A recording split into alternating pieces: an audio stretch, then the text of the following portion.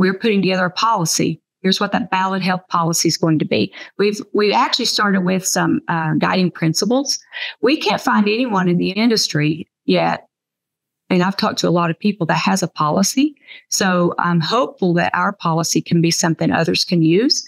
And we're looking at it strictly from a technology standpoint.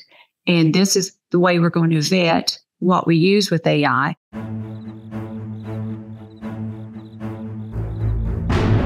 Welcome to the Risk Never Sleeps podcast, in which we learn about the people that are on the front lines delivering and protecting patient care. I'm Ed Gaudet, the host of our program, and today I am pleased to be joined by Pam Austin, Chief Information Officer at Ballad Health. Hi, Pam.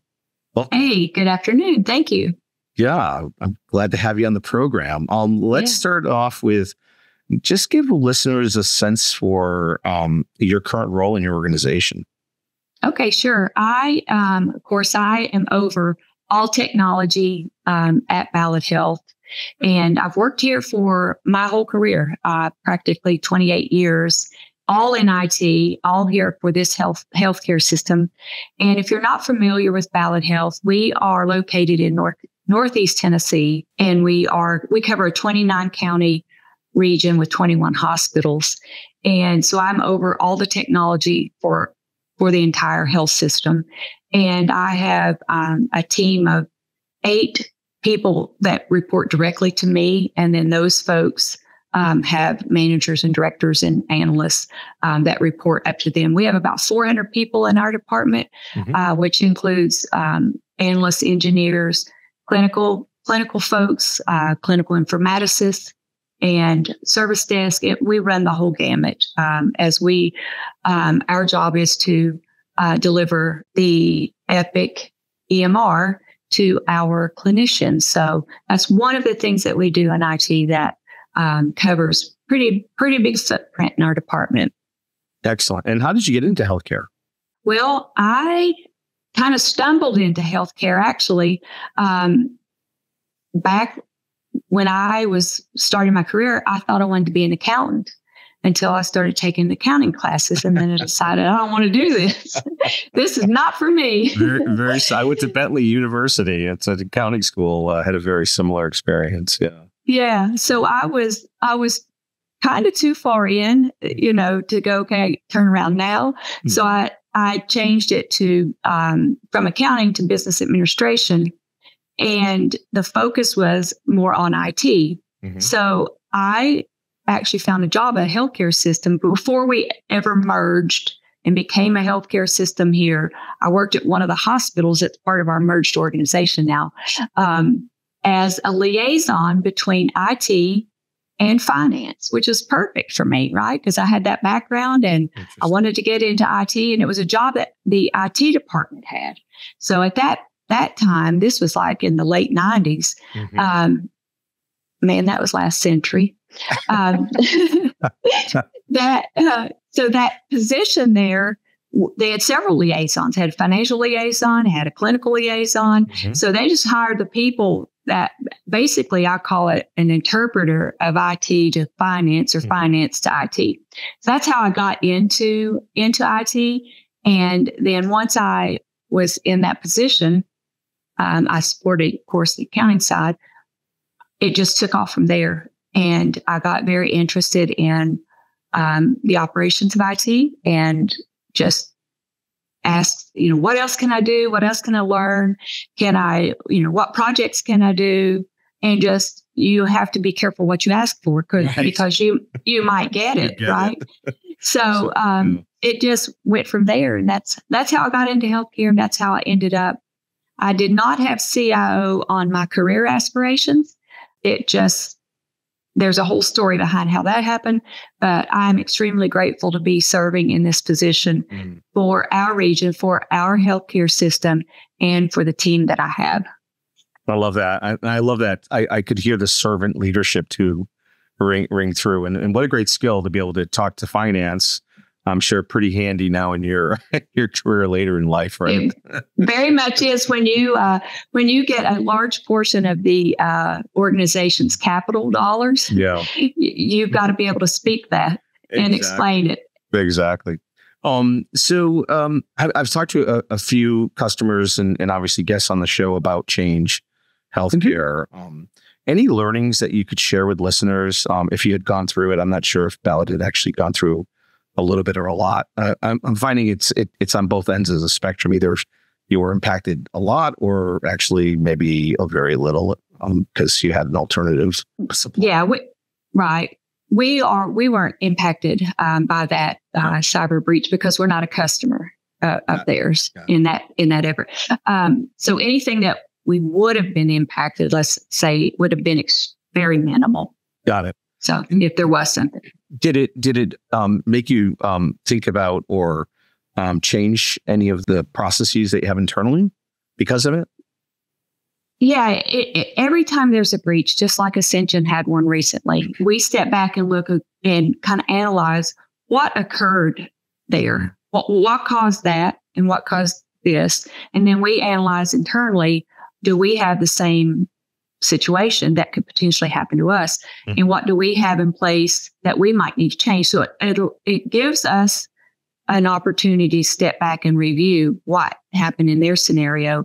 And could that be repeated here at Ballad? So that's what we do every time we see a breach. Like, I'm waiting to hear what's happened here with Ascension to see if there's something that maybe there's a hole there that we don't know about that's happened with them. So we do change our processes based on some outcomes of situations like this. But more than anything, we review what we have compared to what's happened in their areas. And that's really good discipline. Thanks for that. So if you think about things like AI and the impact AI is having for some providers, what are you doing internally?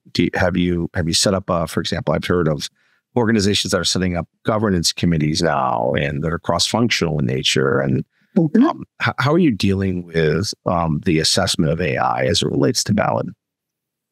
Yeah, AI is a hot topic. It is probably the hottest topic for 2024. It was in 2023. And, AI is not something new. It's been around forever. It feels like, for my whole career anyway, different aspects. It's definitely matured. But I recently stood up a governance committee that is IT, compliance and risk, and our legal department. And what we're doing is I'm using those folks because of the legal aspect, the risk aspect, the compliance aspect, of course, IT. And we're putting together a policy. Here's what that Ballad Health policy is going to be. We've actually started with some guiding principles. We can't find anyone in the industry yet, and I've talked to a lot of people that has a policy. So I'm hopeful that our policy can be something others can use. And we're looking at it strictly from a technology standpoint. And this is the way we're going to vet what we use with AI. And of course, us being an Epic shop for our electronic health record, Epic has its own set of AI. They have 60 models that are about to come out or have come out that we need to analyze and determine which ones do we need, which ones are we going to use. So it's educating our organization on what AI is, how it needs to be implemented here, how it's different from other industries, right? You see this in other industries, but in healthcare, it's a little different. We might use it from a workflow standpoint, for one thing. Another thing is helping make a diagnosis of a patient there. So we're just touching the surface of what that policy is going to be like. Or what the content's going to be. We're pretty close, but we've got a long way to go and a lot more education to do. Yeah, and it's pretty common. Obviously, that's a priority. What are some of the other priorities you have over the next year to 2 years? Yeah, so of course, cybersecurity is always going to be on my list, but taking it a little bit different aspect is in my IT strategic plan, which Ballad Health has its own organization level strategic plan. And then we have a strategic plan in IT that aligns back to the organization because technology is somewhat different. We always want to be ahead of the organization. So when they get there and go, okay, we want this, well, we've already we're ready. We've paved a path. So running IT as a business is something we're continuing to do. Educating the organization on what IT does, what value we bring to the organization. We're more than keeping the internet running. We're more than taking all the capital for the organization. And here's the value that we bring that you're not seeing on the back end. So that's one of the marketing IT, basically, to the organization is high on my list. That might seem like an odd thing to put there, but I'm always going to have cybersecurity. I'm always going to have things like that. And it's the items within my strategic plan that are the priority. Keeping the organization safe and secure, innovation. What does that look like? And just educating the organization on all the different aspects of IT and why things cost what they do and why we have to spend time analyzing risk assessments. Why do we have to go through all this process to understand? So there's quite a few things on my list that we have on our plan. Customer service, taking customer service to the next level is definitely something on our plan from a service delivery standpoint. We have a brand new IT PMO process that we literally just initiated in late February, actually maybe early March. And that in and of itself is to educate the organization on the sheer volume of requests that we get in IT. And it shows them, it puts back to my peers plus leaders above me, here's everything IT is being asked to do. Are these the initiatives you want us to work on? And if they're not, what are the priorities? Asking them to prioritize the work that we're doing. Because it doesn't matter to us what work we do. We can do all of it. But in order to do all of it, here's what it takes in way of people, resources, time, all of those things. So those things that I just described aren't everything, but there's some of the most critical things for the organization. And it's really educating, here's what we do in IT. I love that. And driving that alignment too, through the culture as well. Yes. That technology is an enabler. And we want to make sure we're all understanding the implications of behaviors that may be at odds with technology like shadow IT. We want to reduce, obviously, the instances of shadow IT as much as possible so we can perform those risk assessments. We can keep the organization secure. Absolutely. I love that. What keeps you up at night? Well, it would be several things. The risk to the organization from a cyber standpoint, that's always going to be on my mind because, you're just one click away, somebody clicking on an email to giving away the keys to the kingdom, so to say. That, and then really just interesting enough is being a good leader. Am I being a good leader to my organization, for my organization, and to my team? Well, because I'm not perfect, right? I need constant improvement. Every day's a new day. What I did yesterday is different from what I'm going to do today.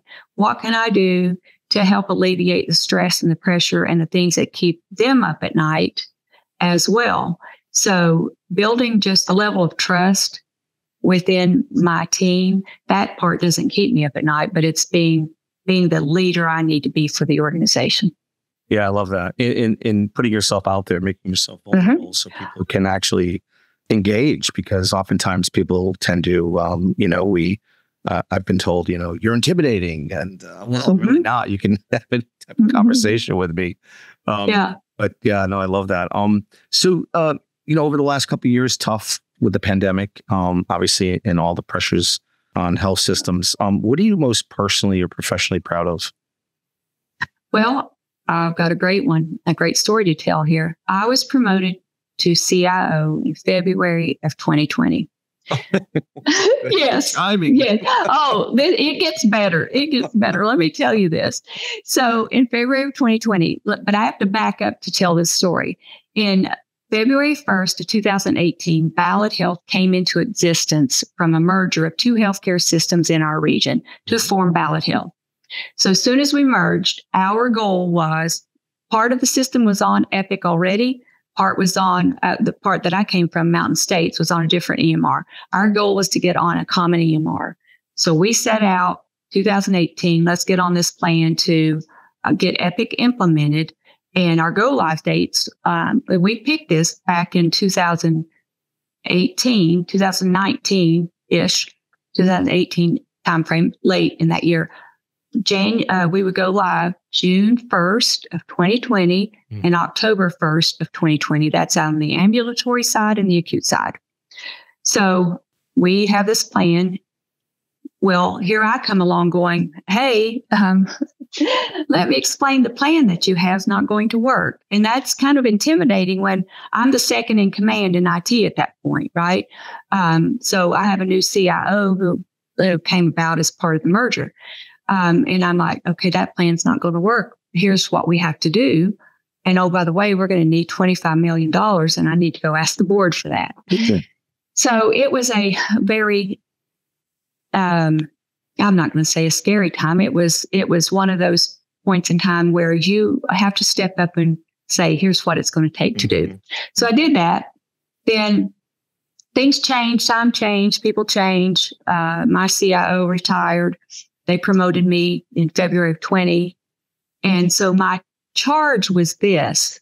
Keep in mind, we were still early and still planning Epic, right? So we had to implement Epic at 12 hospitals and a 200 physician practice, different locations, 3 months apart. In addition to, Microsoft had decommissioned Windows 7. We were on the journey of implementing Windows 10. Well, every single PC in the organization had to be replaced in order to go to Windows 10. Mind you, this is February of 20. Got to implement Epic in June. I got to get Epic in October. I've got to replace 16,000 PCs in this organization, go live on Windows 10, all while we're trying to get Epic in. Then the pandemic comes, and it's March, and it's April, and it's May. Suddenly, we got to still go live June 1st at the clinics. We made the go live date. We're on time. We had to pivot some things. We had to immediately figure out, okay, we've got to learn how to educate folks, not in a classroom. We got to do it on Teams. We got to do it on Zoom. We got to do it. How are we going to do this? Right. So we're doing this as we're making it up as we go. You're learning. Exactly. Okay.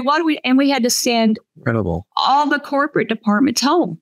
So we have to now, okay, how are we going to, we've got to make some changes technologically to make that happen. Right. VPNs. So you need more VPNs. We had to make all those changes. So thankfully, we made our go live dates. Both of those, we didn't miss a beat, but we struggled through it.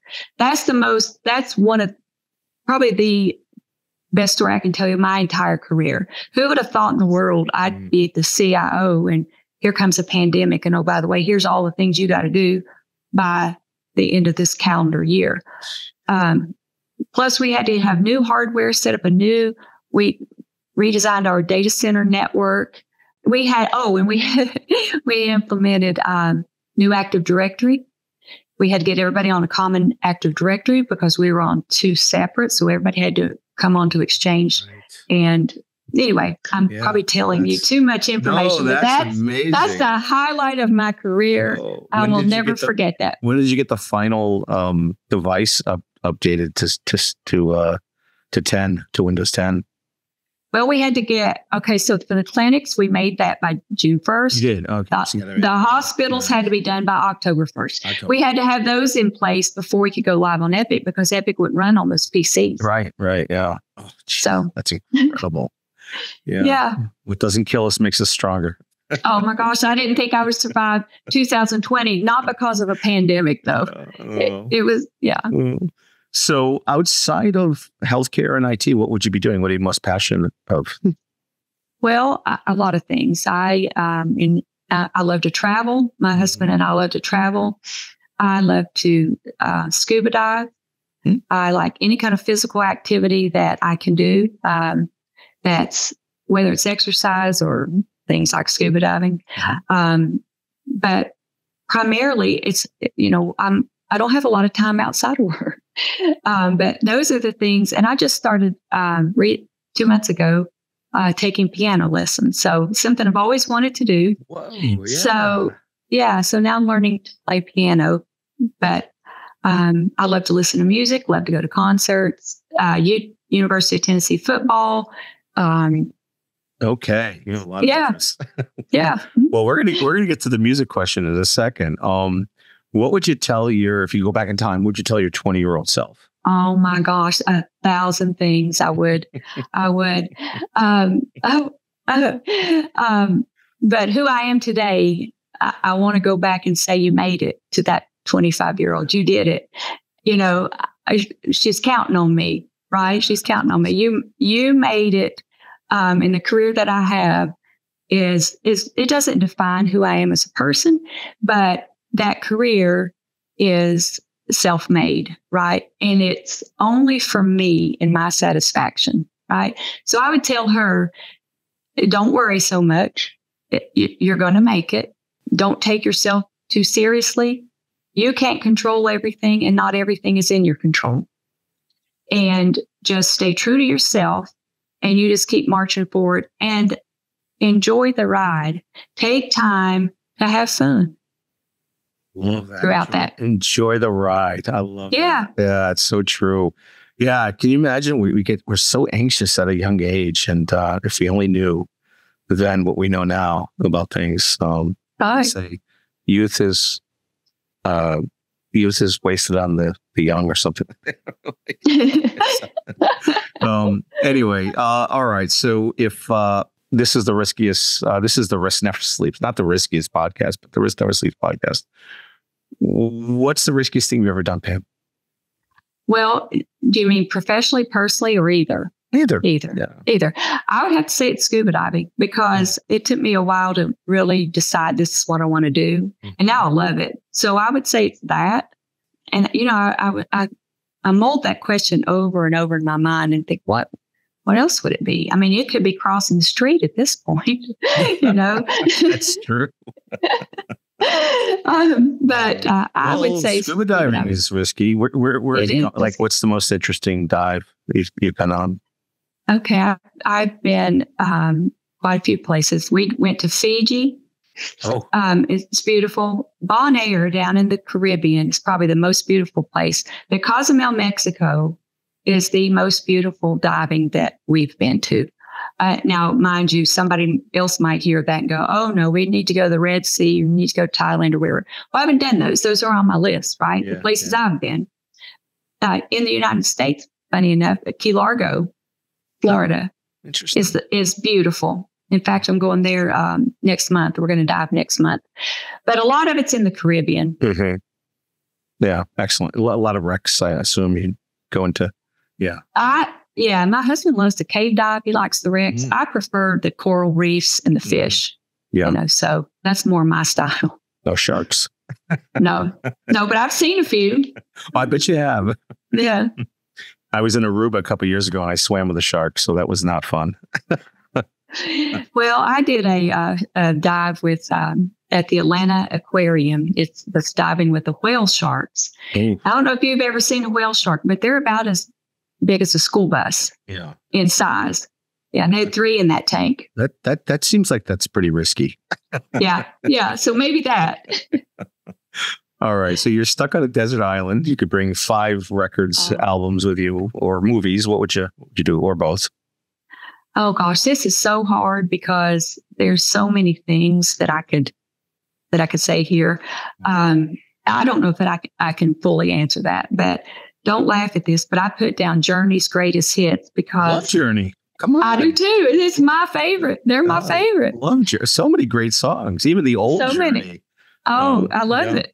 Yeah, I like the old stuff. Yeah. It'd be a lot of things from the 80s. Gone with the Wind would be one of the movies that I would take. Yeah. I'm not a passionate about a movie kind of person. I like Gone with the Wind. Of course, it has a great storyline, but are there other movies I would take? Probably more music than movies that I would take. I would take the Eagles' greatest hits. I would take Styx. Oh, and yeah. REO Speedwagon. Oh. I love the classic. Keep on 80s. Loving You. What a great Yes. song. Yeah. I've got, and I love Michael Jackson. I would take some of his albums. Nice. And these are actual vinyl albums that I still have from the 80s. So Me too. I like to listen to here and there. So it would be that type of music that I would take. And I hear the Eagles are coming, supposedly rumored to be coming to the Sphere in Vegas for a residency. So interesting. Yeah. Yeah. I'm heading to the Sphere in June to go see these guys, the Dead and Company. Oh, yeah. That'd be good too. with John Mayer. Yeah. For a couple nights. Yeah. I love John Mayer. Yeah. He's incredible. All right. Last question. Any advice to recent grads that are trying to break into healthcare or IT or both? Yeah. So depending on what level they want to be at, is it management? Is it or trying to be an analyst and engineer? I would suggest that you learn all you can about healthcare in your career. Even if you're in an IT degree, you're trying to go for an IT degree, learn about healthcare along that journey, whether you take some extra healthcare classes or you learn on your own. But don't give up and keep trying. There's all different kinds of healthcare avenues that you can go in. You want to go in a hospital. Do you want to be like what I did? There's a big IT need in healthcare. A lot of people don't think about that. But take the knowledge that if you're getting a IT degree and apply that to healthcare. You don't have to have a healthcare degree, right? We're looking for Microsoft engineers and engineers like that people don't often think, oh, I'll go into healthcare so I can be an engineer doing that. But there is a lot of opportunities. Yeah, and that shared mission is unlike any other industry. The ability to, everyone's a patient, everyone knows a patient, and be able to work in supporting the delivery of care or protecting patient care is just such a great profession. Yeah, and be willing to start at the bottom. You're not going to start at the top because you need the experience and you need the time and you need to grow as a person and a professional. So take advantage of every one of those opportunities. Just start and go. Excellent. And with that, thank you, Pam, for joining the podcast today. This is Ed Gaudet from the Risk Never Sleeps podcast. If you're on the front lines, protecting patient safety and delivering patient care, remember to stay vigilant because risk never sleeps.